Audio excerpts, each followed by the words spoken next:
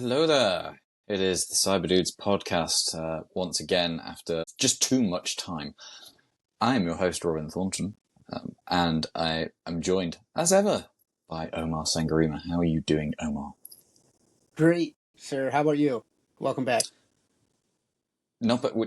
Welcome back. I mean, like, to be fair, the same to you, right? You know, you've got as many scheduling issues as I have. What are you talking about, man? I've been here the whole time. Even when I take off, I'm here. You yell at me for that at our day job. So, Well, yeah, there is that. That's true. But I mean, we had our little planning confab back on Sunday, and then we say, "Oh, can we record tomorrow?" Meaning Monday. And, no, that doesn't work. Okay, well, we could do Tuesday. Oh, well, I've got the dentist. I had the dentist, which actually got moved to today, the Friday.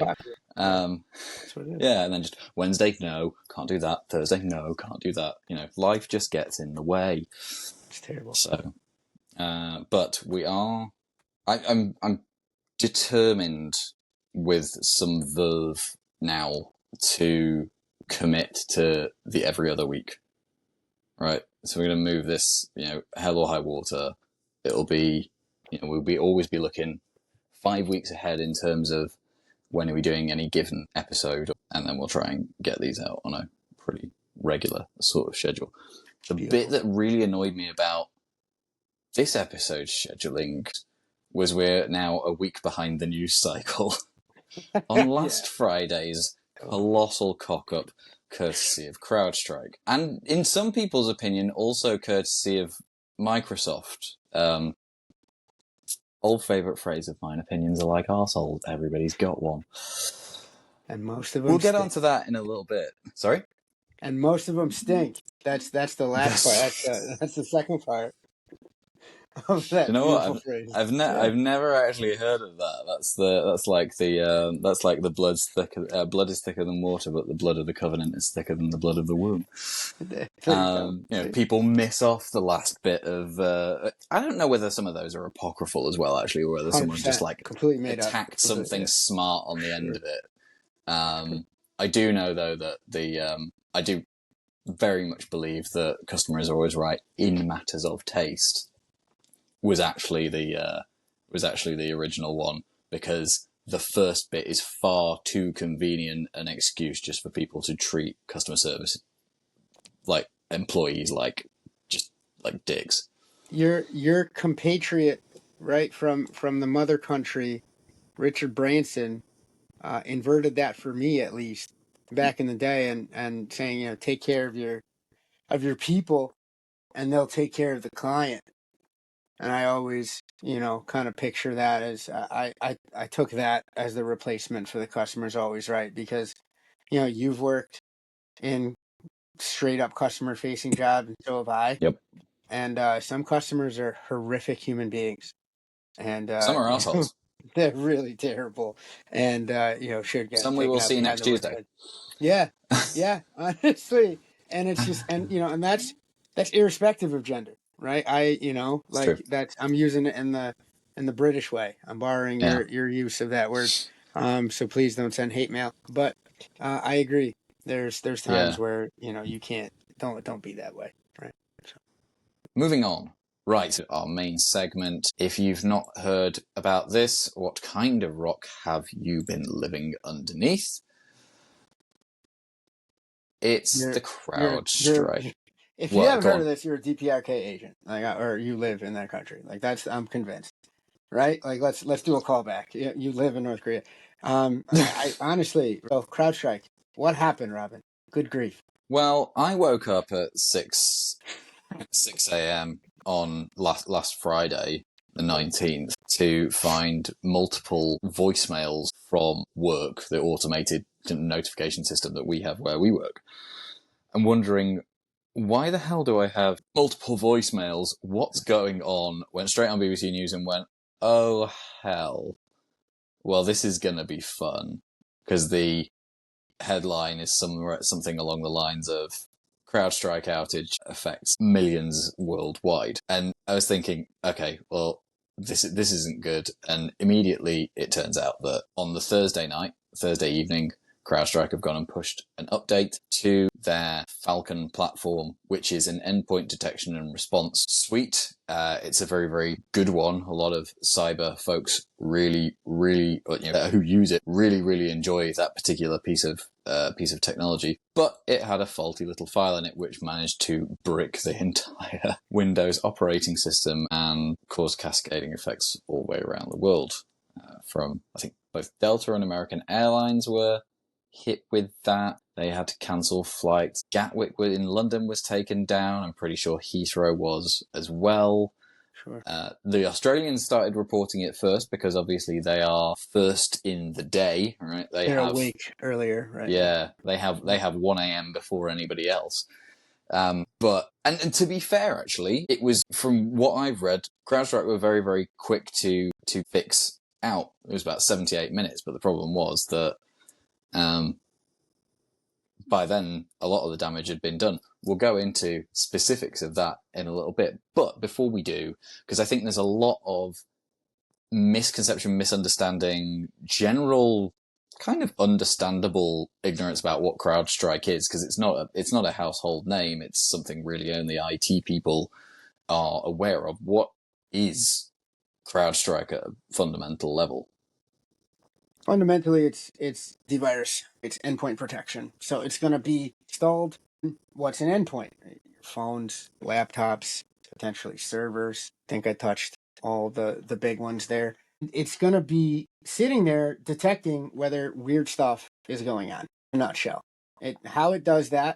The more antivirusy aspects of it are, takes a look at, hey, is there something that's going on similar to this list of bad things that I have to check? If it is, stops it, tries to quarantine it, tries to wrap fire blanket over it, and it pulls it off, tells the rest of the organization that's plugged into watching these alerts, hey, something funny is going on over here. So that, in a nutshell, the Falcon suite that you mentioned is a little bit more of an overlay where it draws in more information about your network. A lot of IT folks love it because it consolidates a lot of the watching. It allows you to peer at one thing and it enhances your gaze across all of the things that you want to protect. It makes you the Eye of Sauron. It really does. And got ahead of it. You got on that bandwagon. By they, I mean CrowdStrike got on that bandwagon early. I think they did it right. They figured out, they struck the balance between having you need to download big, bad, bulky things and still giving you good insight, right? So it's slim, as unobtrusive as it can be on your system. Does the bang for the buck in terms of the amount of memory space it takes up and how it slows down your stuff at all when it runs and it executes. And balance between that and the visibility it gives, the real-time updates it can give, is pretty solid. So I remember 7 years ago now, first exposure to the suite, and it was just neat. You could just have it on one of your screens, and as long as you were feeding it good data, it was telling you stuff super real time. It was telling you, hey, this is what to look for, this is what not to look for. And of course, they've been on the forefront of adding machine learning, AI capabilities to make all that decision making, and the decision support is the phrase they use for your SOC analyst and the folks that are deciding whether to stop something in its tracks or to take more of a deeper dive on things. So SOC analysts you mentioned that discovered the DPR shenanigans for KnowBe4. It allows them to cut through the noise and cut to the chase and take the next right action normally, if it's calibrated correctly, if it's being fed the right way. So that, in a nutshell, high level, CrowdStrike. Yeah. And it also tells you broadly what's going on each of your devices, and it helps you also track what your devices and where they are, what they're doing as well. I saw something on Threads that was particularly idiotic. Someone saying about their boyfriend who works in IT, saying that he was the suspicious Persian that he was, the suspicious Iranian that he was, saw CrowdStrike installed on his work laptop and went, what's this? I don't need this, and went and uninstalled it. And honestly, so many people called bullshit on that. Basically, she was saying as well, oh, isn't he so smart? He was so smart. He was the only person who was actually left in the office because he was the only one who didn't have CrowdStrike still on his computer. And everybody goes and calls bullshit on this because pretty much everyone in IT, if you work in IT and you don't have some awareness of what CrowdStrike is, You're a particularly bum. if you You're have, a bum. You're a straight you're a bum. bum, you're a bum. But, well, I'm going to say, because there's some people who work in IT that don't necessarily work in an actual like IT or technical capacity. But if you have the smarts to rip an endpoint detection and response program out of your machine, you work in a technical enough part of IT that if you don't know what CrowdStrike is, you're a charlatan. I would So, even I'd go further because I went bum and I stand behind that, at me and let's have a chat, right, in the comment section. I'd love to get into it.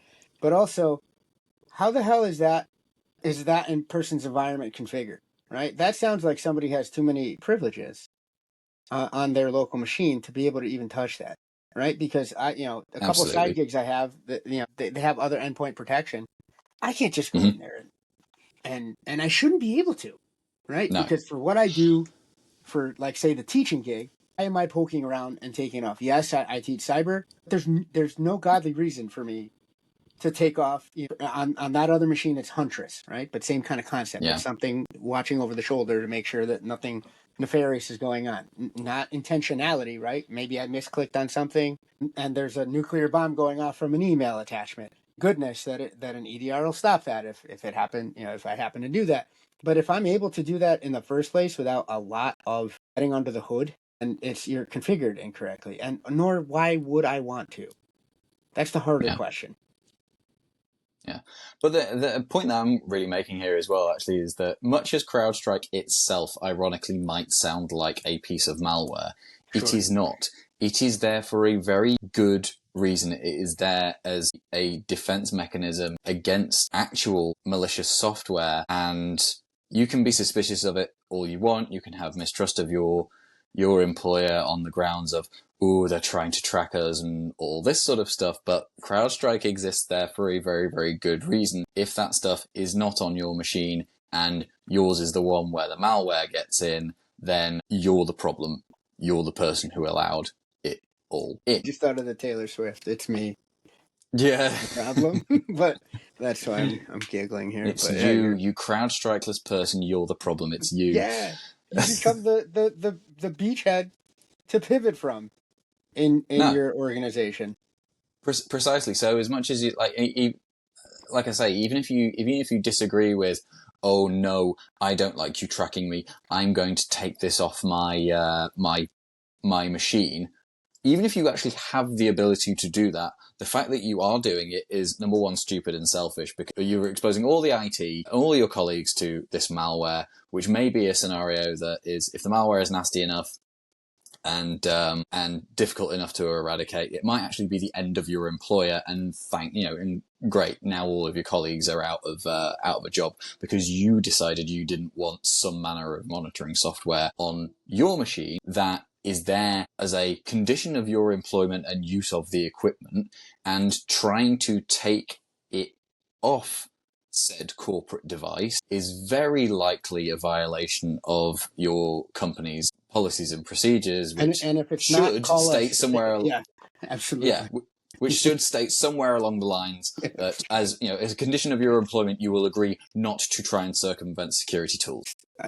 Listen, when taken to the extreme, policies and procedures that tell you can't touch something, like in the John Deere, right? The not giving you the right to repair. That's Mm-hmm. nefarious. That's garbage. Yes. But in this case, do not go in there Say, and start yeah. try to take off the freaking ADR. Oh my God. I'm thinking of one specific person on our leadership team that if he caught, and we might have him on as a guest here, but if he caught someone trying to take CrowdStrike off, I just have his voice in my head, like swear, like the whole Mm, time, like what is going mm, on? Why the holy hell is this even? Oh God! mm-hmm. And then you become his primary focus for the day, and that's not someplace you want to be in Homeboy's crosshairs. Absolutely not. Oh God. No. And he's a lovely guy, but he can be a very angry man. But this is something completely get justifiably Oh yeah, sensed about, especially if you're running security operations for any sort of halfway decent organization.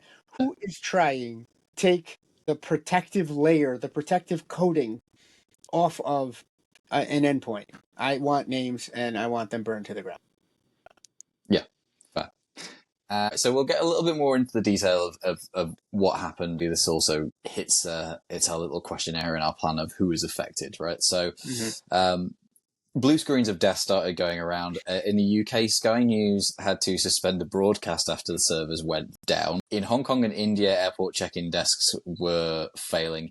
Interestingly enough, mainland China was not affected by this to any real degree because they are mistrustful of US tech and therefore do not use CrowdStrike. They use a lot of domestically made stuff by Homebrew, yeah, companies like absolutely. Tencent and Baidu Yeah. and Alibaba.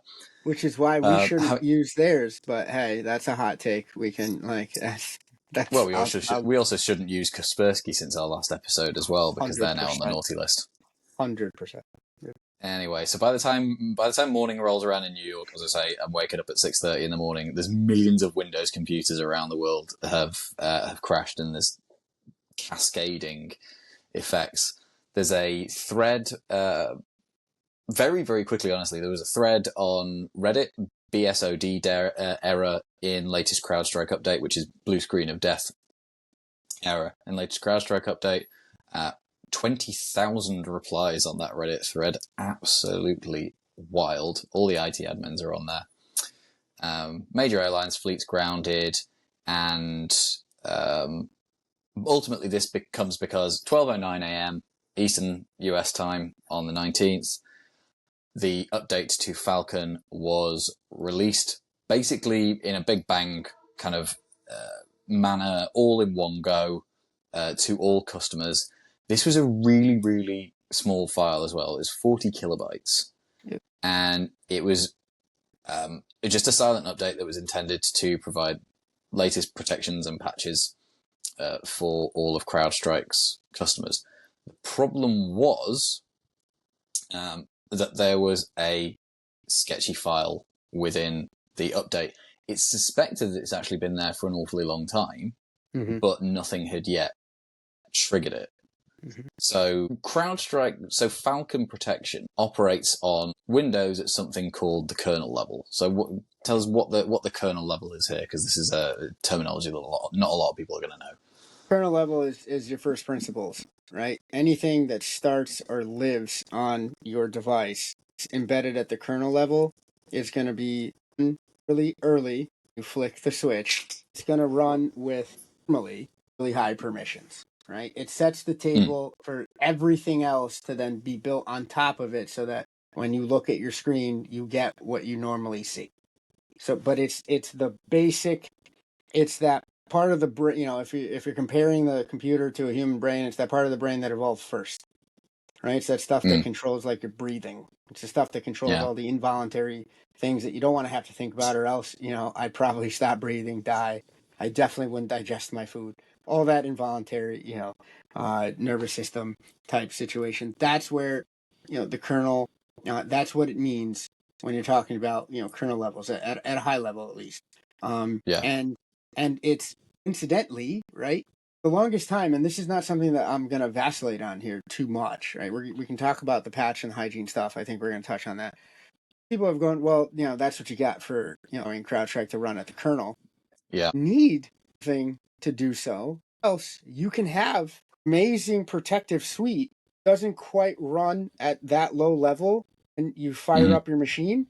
Attackers can and will and have proven that they're very able to get in front of those protections and take over machines that don't have protective layer and almost near instantaneously fire up to turn on your device. It's one of those things where yes, this happened, but the answer, at least in my opinion, I'll defer to the more technical folks if we have them on, or if you want to yell at us in the comment section. Where taking it out of that early in the sequence when you fire your machine up I don't think it's the answer.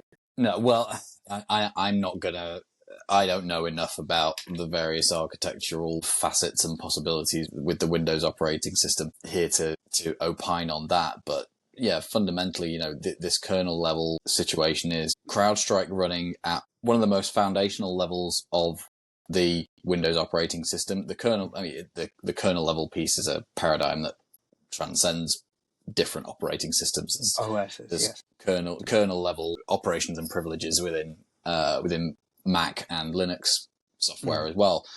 But CrowdStrike exists down at that low level on the basis of it doesn't want to be in a tier of the operating system where even if it can see the nasty things going on, it's powerless to do anything about it because it doesn't have that level of permission.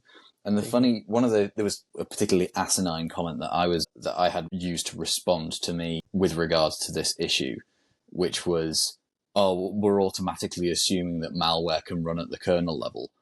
To which I just went, Leonardo DiCaprio, squinty eyes, like, well, yeah, what's the definition of malware? It's malicious software. What is running at the kernel level? What is running at the kernel level? It's code, which is software. If you can write software that exists at the kernel level that does nasty things that you, a legitimate user, doesn't want it to do, it is by definition malware. Of course, malware can exist at that level of the operating system.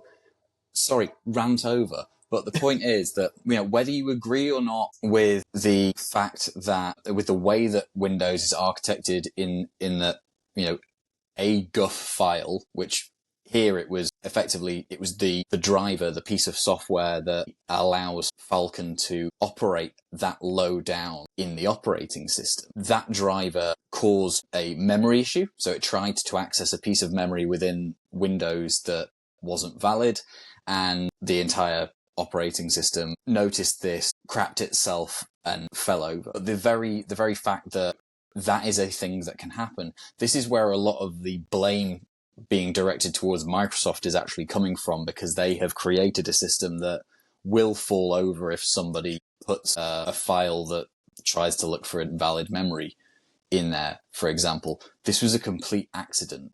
But the way that this event unfolded, very similar to how a cyber attack could actually occur. And it caused the same sort of chaos that that one should expect, everybody should expect, a large-scale act of cyber warfare. Nation states against one another to play out. Yep. One of the best takes I've seen, full of amazing takes. She's an absolute pro. Gabrielle Hempel, right? Gabby Hempel. If anything, this proves how not ready we are for thing along the lines of what Ukraine did to Russia. Just absolutely, like, if there was a state actor or holy triumvirate of disparate cyber criminals that decided, hey, right, we're just gonna we want to see if we can screw with the election, say, for example, because it's 101 days away, or at any other event, they can't. I'd say this goes to show just how interconnected we are, right? And her take again, she's a great follow on Mastodon, right? If that's still a thing, definitely on LinkedIn. I think she's gonna go try to add a law degree to her cadre of credentials. So, but that's the thing that really stopped me in my tracks, right? There was tons of takes on this on Friday, but one of them goes, "Oh wow, you're absolutely correct. We're just not ready for something like this. The resiliency is not there." And then, I don't know if you want to jump into CrowdStrike's response yet, but I got a hot and ready one for it. Oh no, well we can get onto that in a minute. I want to do a quick backtrack and just recap of what's gone on here, right? So we've had CrowdStrike have released this update, which should have been fairly routine and simple. It's gone and caused millions of Windows machines to fall over, all fundamentally because it operates at a very foundational level of Windows operating systems. It tried to do something that the Windows operating system didn't like. As a result, Windows shit itself Windows and fell anxiety. Over. A take I've heard was like, it just gave Windows a panic attack. It was fundamentally a panic attack. It didn't know how to operate with it. And the interesting thing here is that this was potentially avoidable from Microsoft's perspective, even despite what many consider to be a suboptimal way that the operating system is built. Because some of the solutions that have been posed, one person in particular, Patrick Wardle, who is CEO of an organization called W, said that if there was additional error checking within both Windows and Crowdstrike when this was rolled out or when the system boots up, because it's important to remember, people who left their computer, their Windows PC on overnight were not affected by this. It's only if you shut down your computer at night and then turn it on again in the morning, which is quite an irritating, inconvenient sort of state for this all to exist in, because from a security perspective, it is a good thing to shut down your machine at night. For one, it allows updates just like this one, except for the fact that it's the ones that work. It allows those to update and and environmentally install. as well. And environmentally, it's a good idea. Yeah. And if, God forbid, you had your house broken into and your laptop was stolen or something like that, with it being in a completely powered down state, is somewhat more secure than just open up the lid and now I have to put in a password. But that's where we've got to so far with it. As I said before, CrowdStrike actually jumped on this really, really quickly. They issued a fix within 78 minutes of the original update going out, so they clearly very swiftly realized they'd fucked up. Now, the problem is that the way that this error manifested, they had a really hard time getting this update out to machines, be it PCs, laptops, servers, in an automated fashion, because the error kicks in at boot up, and the error would kick in before the update could actually get where it needed to go. Now, one of the solutions for many people was, did you hear about this? The power cycling solution? I heard about that, and I heard about its cousin, which was just cross your fingers and hope that it'll fix itself. It manages to connect, yeah. So what happened basically was people were being told, power cycle your device, turn it off and on again 10 to 15 times, and at some point you hope that just at the right time a new cycle of the update push hits your computer and it removes the bum file from the operating system, and then you can reboot again. But you had to do that though while in your bathroom with no lights on, looking at the mirror at the mirror and saying, "CrowdStrike, CrowdStrike, CrowdStrike," and hopping up and down on one leg. Yeah, Widdershins. You had to just go counterclockwise, right? Come on.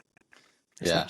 Now, unfortunately for many, the more pragmatic but massive pain in the arse solution was that this file needed to be picked out of the operating system manually on every single device. So Friday was a really, really, really busy time for field services, tech support guys the world over. They were running around between machines with USB drives, with a little script to remove this, having to boot all of these machines in safe mode, plug in this little USB, or even themselves potentially keyboard, go into the file system, delete the particular file in question in order to fix this issue, which is why it took, I would actually say as IT screw-ups go, this one was actually remediated relatively quickly. It's just the logistical pain in the arse of rebooting literally all of these systems that are all interconnected and having them try to all get back on the same page effectively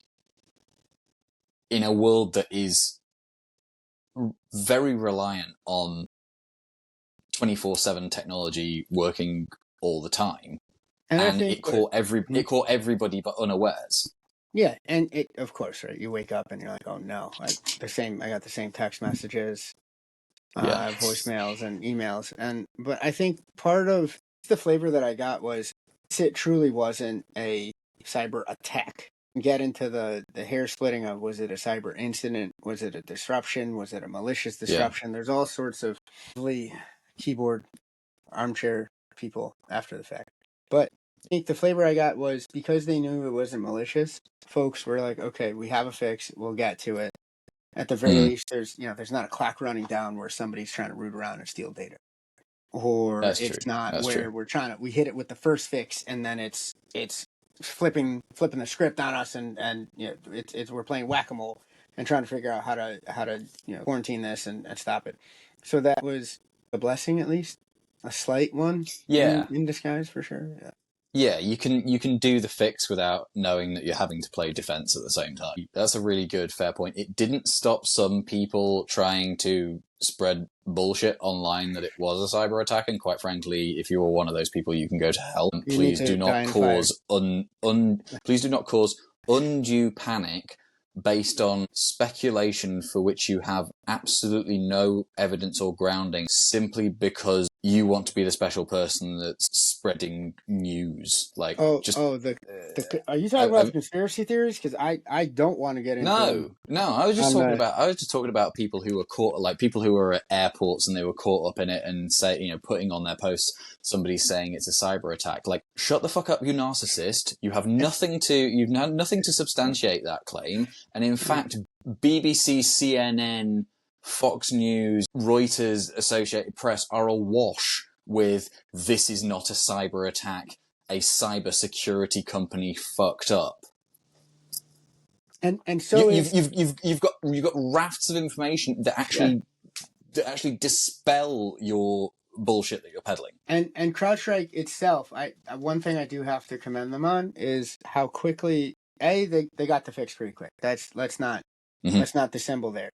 Just sucks about the logistics of how to get it onto the affected machines. But very full-throated in, hey, we fucked up. This was in order, I think, to stop the effects of yelling fire in a crowded theater. I think that's what you're touching on. Yeah. Don't be the people that were doing that. And if you go forward, you just want likes, you just want engagement, you just want to be the special flower going, oh, I know this is nefarious. If you don't, please shut up. You're going to do way more harm than good. Right? And you're going to clog information channels for folks trying to really legitimately look for what is this and how do I fix it? Yeah, completely. Now, I know you're dying to get into what have CrowdStrike done to try to atone for it. One minute, because there is the question of who's to blame here, and we've already kind of skirted around this issue. Personally, I would say, look, CrowdStrike, you were dumb. You pushed the update. You didn't do the checks. Yes. And it's ironic because one of their own research publications that came out literally the day before this debacle on Thursday the 18th said that half of organizations do not check their updates before they push them out. You don't say. I friggin' love that irony. I don't love how that irony came about because Friday was chaos, but I love the nature of the irony. There were people though saying this is definitely Microsoft's fault, and there's an actual exchange that I had with somebody online on this. I think Microsoft holds some culpability, would you say, for having the operating system set up in such a way that one file can brick it, that there are not safeguards in place to make sure that after the third or fourth failed boot, it just kicks the file that's the offending file to the curb and allows the machine to do what it's supposed to do. But I presented the analogy to somebody that said, if one of your friends comes up and kicks you in the balls, you're not expecting it. Because this is effectively what happened. CrowdStrike went and kicked Microsoft in the balls and everybody else felt it in their groin as well. And because this guy, I said, if one of your friends came up and kicked you in the balls, you would lay a certain portion of the blame with yourself, would you? And he went, oh, I guess I'm just a glutton for punishment. He was absolutely adamant that Microsoft held equal culpability for this, as opposed to being like, yeah, you could have done better, but it was really, you were the one doing the ball kicking. Listen, you know what? If Microsoft doesn't go around with a cup on, All right, I don't even want to have this conversation. You just got to be ready at all times. All right, you got to. see, No, no, this is I'm my just being a point. troll. It's I'm just totally being a impractical. complete troll. Of course, right? Like, I know. It's totally impractical. You're not going to do it. You don't expect. You're looking for actual people who have malicious intent. You're not uncomfortable looking with me. for your friends to be deploying Yeah, ball kicking files yeah, that have absolutely. keeled over and crying in the corner. So Yeah, anyway, but right. So speaking of the friends, CrowdStrike's right? fault. Yes. CrowdStrike's fault. What have they done? Because it's almost. I wish they kind of hadn't done this. I think just owning up to it was fair enough. This latest maneuver seems kind of like they're taking the piss. Well, the latest maneuver I've seen, I'm interested to see which one you're referring to. The one I've seen is, our we're gonna get better with our update checking, and we're just gonna start. This was a failure of QA, and there was a ton of what Oh, I was that's I all was true. I was very but I was so blessedly surprised that they didn't do the old trope of pointing to some poor intern, right? That pushed this thing out and said, it's just Mm, the one intern there. But it speaks to how interconnected things are. But at the very least, CrowdStrike, you should do better. You should know better. Check your yeah, stuff. Period. I That's it. was I was talking about the $10 Uber Eats Oh things, no! Oh, which does seem that. like they're Listen, taking the piss. that Sitting they're here thinking, trolling. wait, are we They're back in trolling. April? Yeah. Yeah, Yeah. There's no way. wild. Who who? You know what? Don't fire. I'll say this: give the person a mulligan that might have pushed this out. Don't. I'm of the mindset. Don't look at a bad actor when it's something when it's an accident. Look at bad systems. Right? You had Hmm. you had a system around this that allowed that to happen. Let's talk about that. But the bonehead that said, what'll solve this is a $10 Uber Eats coupon. That person should get super fired, like very fired, like fired quick. That's somebody. I guarantee that's somebody in marketing. Somebody in marketing, or you know what I hate to say this, and I'm not trying to shit on the good consultants out there, but that screams to me of like some McKinsey. outside consultancy. Yeah, hey, I didn't It's say such a it. McKinsey move. But that is just, oh God, just coming in and being like completely, oh, you get, bread and circus, right? Give them $10 to Uber Eats and $5 off the next UFC, and all is forgiven. No, Yeah. this was freaking horrendous, and it's also again the implications. This one didn't set the world on fire, but it shows how interconnected so many of our systems are. Your analogy with the ball kicking, the piece that I really loved, aside from just the giggles at getting stopped in the Aside nuts, from the ball is kicking. exactly is your friends, right? The piece you said, right? There's so many Yeah. organizations now that are friends, whether they want to cop to it or not. The supply chain Hmm. is such a tenuous thing, and the industry itself is so far behind on really locking it down well that this is not the first time that it's happened, and it certainly won't be the last time that something like this occurs. Mm. But how about we at least stop giving bad actors the ideas? Let's and Oh practice some yeah. cyber hygiene. The way to avoid this is not in the law, secret texts of technology. This is stuff, Robin. It's been around since before we were both alive. It's just check updates and test them before you push them out, Yep. regardless of how Yep. small. Regardless of how small, right? And actually, so here's a really good point as well in terms of you mentioned the interconnected nature of this, and this is the point that I'll say until I go blue in the face. It doesn't matter what size of organization you are. It doesn't matter how big or how small you are. I think smaller organizations, smaller businesses are particularly susceptible to this line of thought. We're too small. We're not a target. Nobody's going to come after us. The biggest problem with that line of thought is they don't have to come after you. No. They have to come after. They can come after the people who supply you. They can, if they hit, if these bad actors hit Google and Microsoft and Amazon somehow in one fell swoop, you're going to really struggle as a business, because what the hell are you going to do without Google, without your Google business pages, without your Microsoft suite that kind of stuff. Or what Yeah, happens if you if might be able there's to work. You might be able to move on for a week or two, but sure. eventually some of these effects are going to start hitting you. But even like what? But then I'll do a fake argument with you for sake of supporting my own point here, right? Like, well, Oh, oh, yay. Microsoft, Google, Amazon, but they're big and they're well defended, and let's forget that no, they were implicated in this one that we're discussing. But break it Mm, down to even like a smaller, like really SMB sort of situation. Tons of SMBs that I know of take payments on yep, Square, for example. What happens if yep, Square gets owned? The yep, hell are you going to do then, right? How are you completely. how are you going to take payments if it's just a straight DDoS and Square gets taken down? But then how interconnected are you with Square, right? What if they push out some malicious nonsense and you're of course going to, oh, this is a new feature, great, let me click on this, or this is an email from Square, of course, let me download and take a look at what I pulled in last month. Surprise. So connected some point in the chain, it Hmm. doesn't necessarily have to target you. You're absolutely right. Mom and pop shop.com is not the target, but how do you do business nowadays? Yeah, That you have exposure, whether you like it or not. yeah. And this isn't some nihilistic sort of line of thought or conversations to say if you use any big tech or anything like that, or if you embrace technology in any shape or form, then you're screwed because it can all be taken down by Sure. a dodgy file at the kernel level.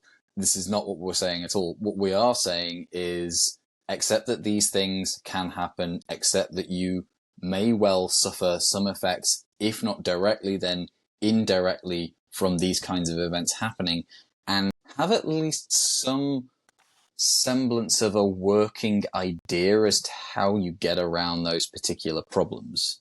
It's very much the fail to prepare to fail kind of paradigm. If you don't have to spend half your first day of dealing with this kind of problem, figuring out, oh fuck, what is it that we actually are supposed to do in this scenario? If you already have at least a halfway idea, you are ahead of everybody else who never even thought about it. And that is where competitive advantage comes into play during cyber instance. Resiliency. Yep. Mm. Mhm. Why were all the Apple and Linux smug bastards online so grossly wrong in their smugness when this all happened? Listen, it happened to be at it's I'm a Mac user, so I'm actually like I no could be shit. one of those Same smug here. bastards, but I like mean, my daily there's a driver real is a Mac. snottiness goes on around it. Sure, and my daily driver is a Mac at home, but my work PC is a PC. My work driver is a PC, and I had to do the whole booting from a USB. Somebody sent me an ISO file. I had to, fire up Rufus on and make it a bootable USB, Yeah, and it took 2 seconds. Put in a BitLocker recovery key. Bob's your uncle. I'm back in business, but. Listen, it's if it didn't affect Apple and Linux at this stage, and I heard it a couple times. I even heard it through some colleagues too, which I definitely checked with the the fist of justice there. I'm like, we're not doing this. mm-hmm. Saw the memes. Everyone saw the memes, Yeah, but it wasn't your time on this go around. I love that you no. talked about the what was it Daggerfall, the Yeah, malware Daggerfly, which is it's Daggerfly. precisely the reason I put that story in there, Beautiful. is to say, Yeah. look, this kernel level, like even if that Daggerfly thing isn't a kernel level attack, kernel level attacks can still happen against Apple and Linux. Yeah, Yeah. sure, the way that Apple, and we won't go into the details of it, but the way that Apple have done it, it's a little bit more difficult to do it, Sure. but Sure. difficult is not impossible. If Apple, for example, and everybody who is a colossal subject matter expert with Apple tech thinks that it's impossible. They don't, but if they were to, it's all that much more painful when somebody does actually figure out a way to do it.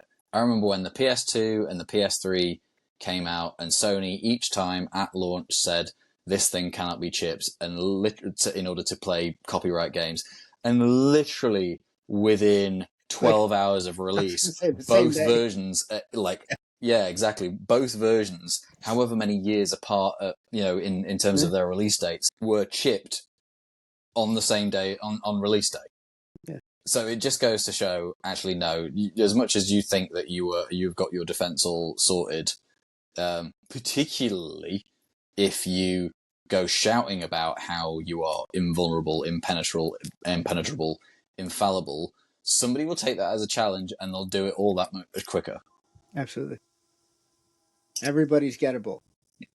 And Yep. it's not, and you're not somehow more intelligent by just having dodged the bullet at this stage.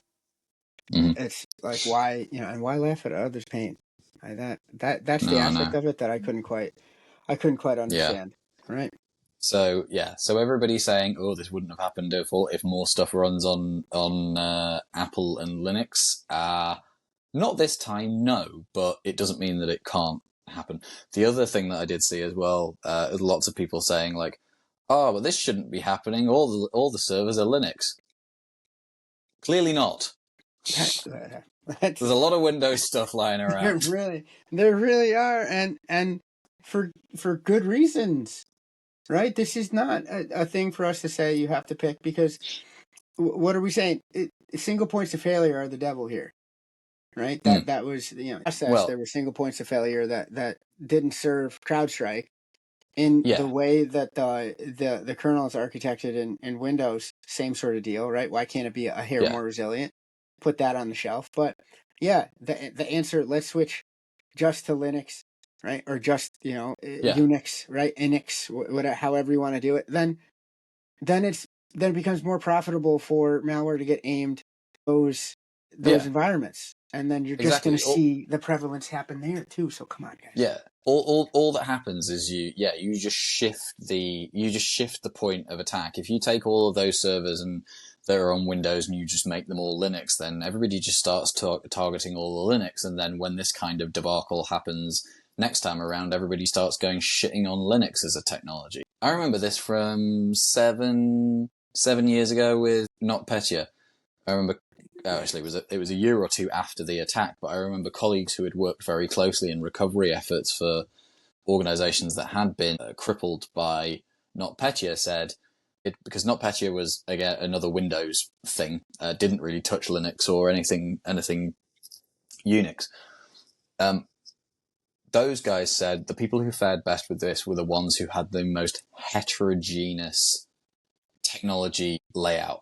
Basically, the technology layout that was as different and varied as they could tolerate from a technology management perspective as a company, right?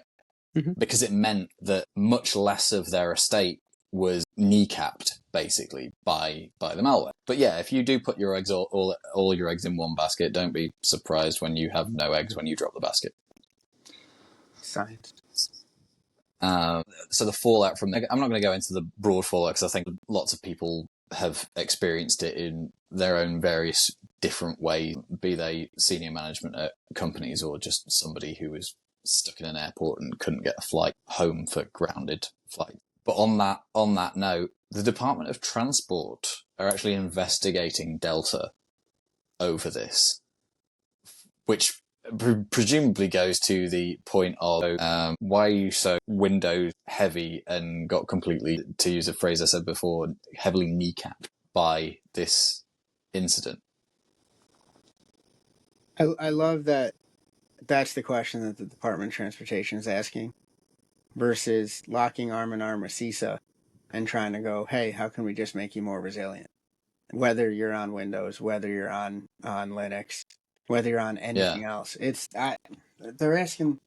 But again, it's you want to look like you're doing something, I guess, and good on you, Department of Transportation, for trying to. I do think this is unfair to a degree from the Department of Transport on the grounds that American were also in a similar way. The DOT seemed harping on at Delta on the basis of customer complaints and Delta not keeping the commitments to their customers. But let's face it, several other airlines haven't been able to do that either, in circumstances where your whole fleet is grounded. I do know they make their best efforts to rebook you on different airlines at a cost to themselves, because they will have to have that sort of jostling and back and forth with those airlines that they're trying to transfer you to. But even then, those airlines have finite capacity. If all of those flights are full, they can't transfer you anywhere else. At some point, there are going to be some people stuck in an airport, no matter what, if the capacity doesn't exist. So I think it seems Scapegoaty? bit scapegoaty, bit what's the word I was looking for? Not kind of miserly, but a bit in bad faith. Anyway, right. What's our big lesson here? There's a few, I think. I mean, one of the articles that we've got is asking, what can be done to prevent this? And we've touched upon it a little bit. Microsoft have fomented a circumstance where this was allowed to happen by the way that they've designed Windows. But from what I've read, some of the way that Windows actually works is to do with a lot of wrangling and complaints and basically compromise with the European Commission from a disagreement that was around 20 years ago. They actually tried to solve this issue in Windows Vista, and people complained. The European Commission complained. McAfee and Symantec, both cybersecurity vendors, also complained about this. So realistically, it seems like Microsoft is kind of a little bit between a rock and a hard place, not least because they've tried to fix the issue. Loads of other people have complained and said, well, we don't want you to do this because it's going to eat our lunch as cybersecurity vendors, because we're no longer going to be necessary if you go and fix all of these issues. But then, by the same token, Microsoft can effectively do the security thing themselves, make themselves a monolith of tech, which they already are anyway. And then you start running into antitrust issues because now it's monopolies. It's the same stick that people try and beat Apple with as being a closed system.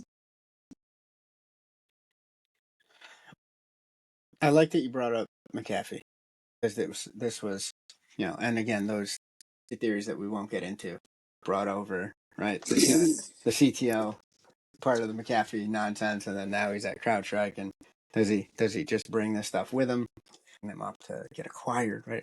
And that's the lightest type of conspiracy theories that I've seen. They get really more terrible. But I think the main takeaway here, we have to dependency systems in the modern age.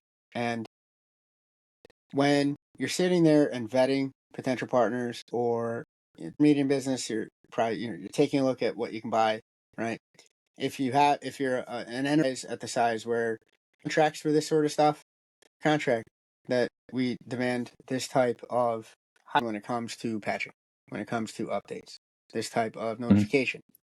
Show insight into how you do patch. At that, it's because I've been at those tables, and a lot of times that's one of the sticking points that I think gets early, right? Hey, okay, that'd be it's a nice to have. It really, at this stage, we've seen time and again, it's a must have. Standardize on means to test, means to be responsible for what you push out to your customers. And it's a thing that's been a thing for decades, right? You mentioned McAfee. You can go before that. Sadly, you go after that. Patching, hygiene, and demanding it out of your supply chain should no longer be pie in the sky. It should be table stakes. Fair enough. Two more quick bits that we have, and then we'll move on to Cert Corner. Number one, there are already scams going on in the wake of this whole CrowdStrike debacle. Cybercriminals are never ones to waste an opportunity that a crisis prevents in order to further their kinds of aims. So, 5 ways that threat actors have been taking advantage of CrowdStrike outages. Number one, dozens of CrowdStrike-related phishing domains have been registered. So please, for the love of God,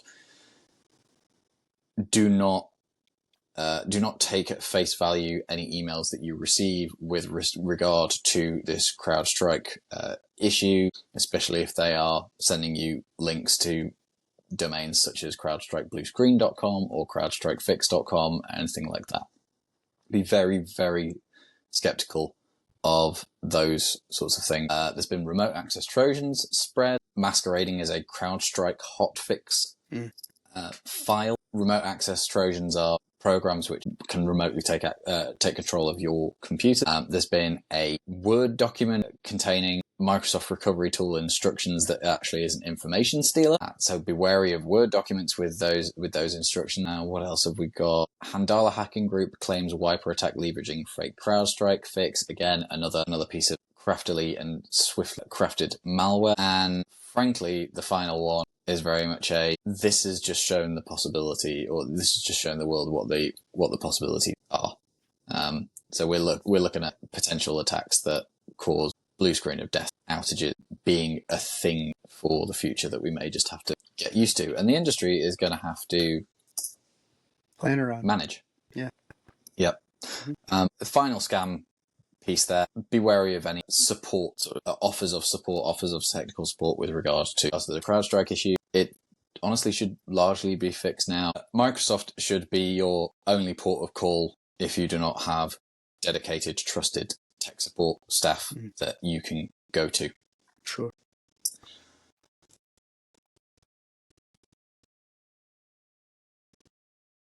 Right. Well, on that bombshell, we'll close out the episode. We'll hope that none of you is still having experienced any fallout from CrowdStrike's screw up last year, and we're also going to hope that we are not so far behind the news cycle that nobody has watched this. But until our next episode, either it's going to be in a week and a half, because we're aiming for it to be the 5th or the 6th. There you go. So in less than 2 weeks' time, we'll be back with another episode, and you'll just have to find out what the topic is, because I can't remember. Bye. Take care.